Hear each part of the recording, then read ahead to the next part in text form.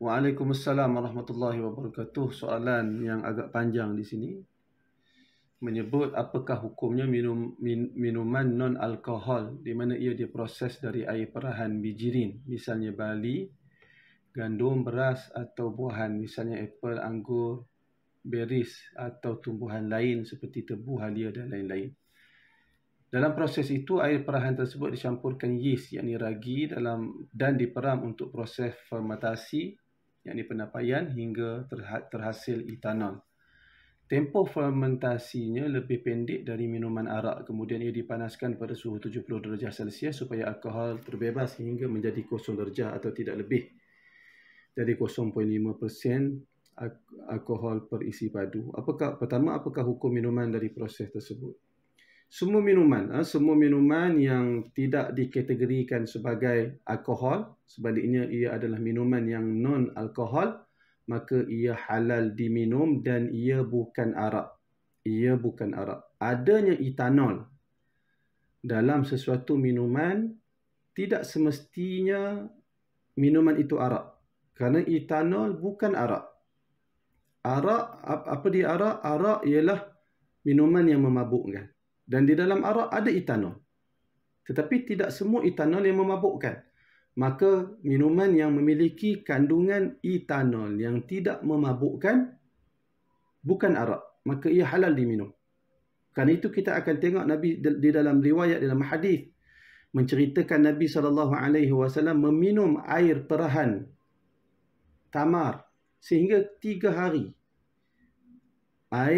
Bukan saya sebut tadi apa, air perahan, bukan air, maksud saya nabis. Nabis itu air yang orang Arab dahulu mereka nak bagi air tu sedap, mereka akan letak tamar ataupun rutok dalam air itu supaya keluar air itu terasa manis rutok dan tamar tu.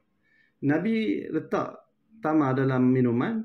Ada riwayat Nabi berterusan minum air itu sehingga 3 hari.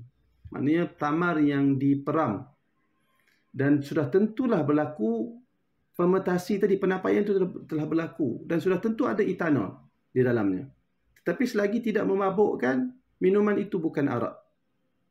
Kerana itu, minuman-minuman yang telah dinyatakan sebagai zero alkohol, hakikatnya tidak ada zero alkohol. Hakikatnya kalau ada, mesti minuman yang telah melalui proses penamaian, dia mesti ada etanol. Paling kurang 0.5. Mesti ada. Dia tidak akan boleh menyahkan semua sekali, setakat yang saya tahu. Kerana itu etanol yang ada 0.5 tidak memabukkan, maka dia adalah minuman yang halal. Secara ringkasnya, minuman-minuman yang tidak dikategorikan sebagai minuman beralkohol, minuman tersebut adalah halal diminum. Kemudian soalan yang kedua, adakah minuman seperti ini sudah ada sejak zaman salaf dan adakah ia adalah nabis? Ya, telah ada. Seperti yang saya sebut di awal tadi, memangnya nabis ni, nabadha ni kita campak. Dinamakan nabis itu sebagai nabis kerana orang Arab dia akan campak tamar dia ataupun rutab dia ke dalam air yang hendak dibuat nabis. Sehinggalah air itu manis. Lalu mereka minum air yang manis tersebut dari buah tamar yang telah diperam di dalamnya. Seperti saya sebut di awal tadi, Nabi ada minum nabis yang peram sehari, ada peram 2 hari, ada peram 3 hari. Selepas 3 hari Nabi tak minum. Nabi buat apa? Nabi serahkan kepada khadam.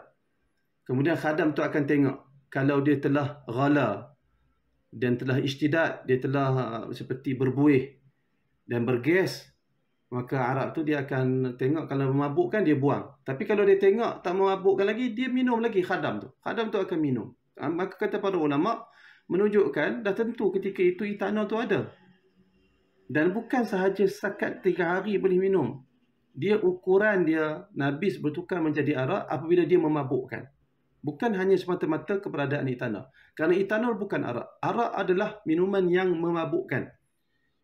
Jadi kalau 3 hari Nabi tak minum dah, Nabi serahkan kepada khadam. Kalau khadam tu tengok minuman ni boleh minum lagi, tidak memabukkan, dia akan minum. Itu menunjukkan etanol telah wujud di dalam minuman tersebut, tetapi Nabi tetap minum dan sahabat juga minum kerana ia masih belum memabukkan. Jadi apakah minuman yang diharamkan? Minuman yang diharamkan adalah minuman yang memabukkan.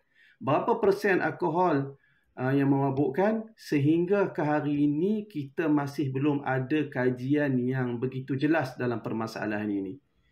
Belum ada.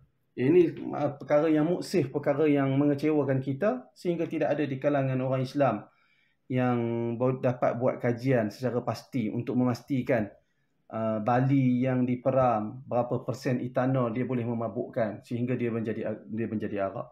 Gandum yang diperam berapa persen etanol sehingga dia berubah menjadi arak. Dia bersifat ghala dan ishtidad. Dia memabukkan, dia menggelegak, dia berbuih dan dia berasid sehingga boleh memabukkan.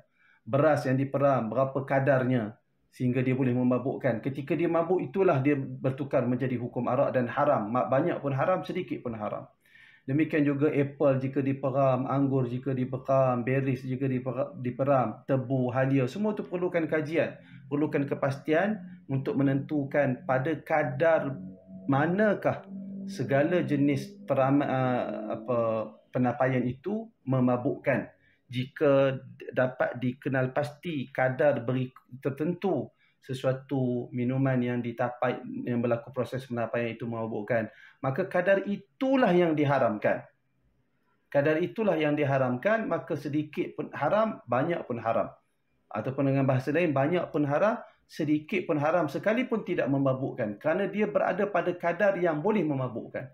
Adapun dia tak sampai kadar memabukkan, sekalipun dia ada etanol, 1% sebagai contoh, 1.5% sebagai contoh. Tetapi kadar itu kadar yang tidak memabukkan, dia bukan arak dan halal diminum, sedikit mahupun banyak.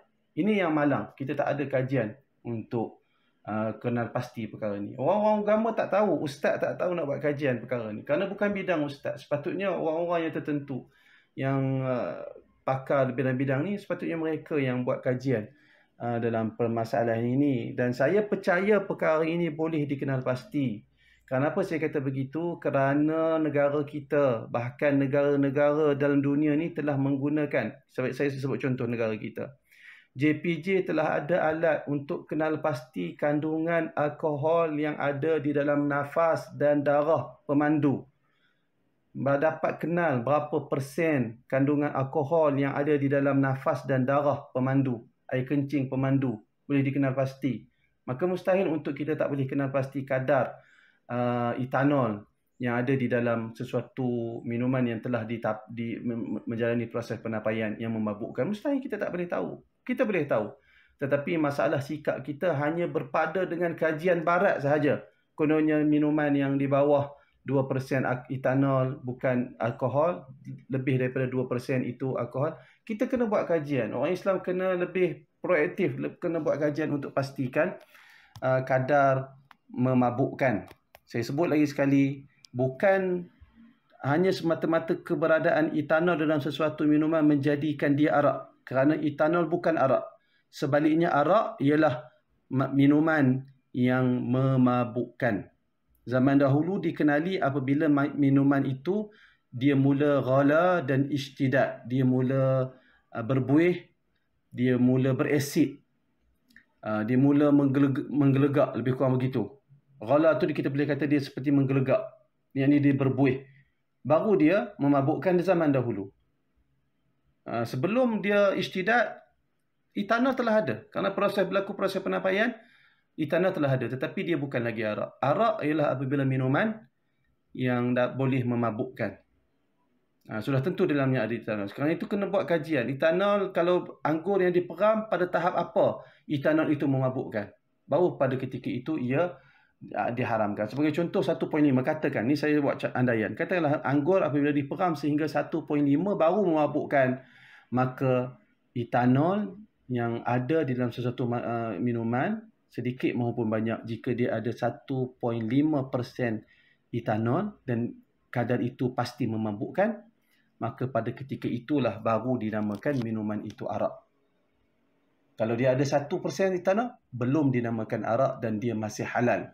Bila dia sampai 1.5 baru dia diharamkan, kerana ketika itu dia telah menjadi arak. Kalau saya sebut contoh tadi, kalau alkohol itu memabukkan, anggur yang diperam itu bila mengandungi etanol sebanyak 1.5% baru memabukkan, maka pada kadar itulah anggur yang diperam itu berubah menjadi hukum arak.